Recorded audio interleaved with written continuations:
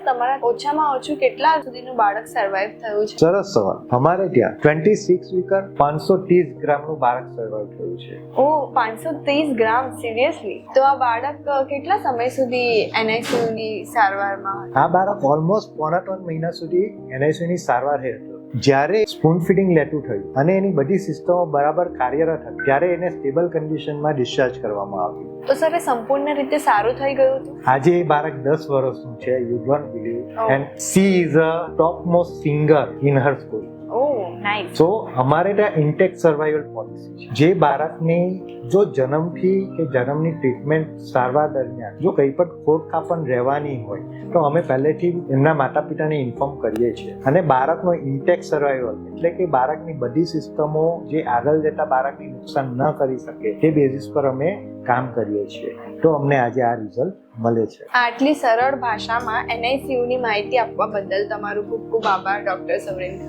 Thank you.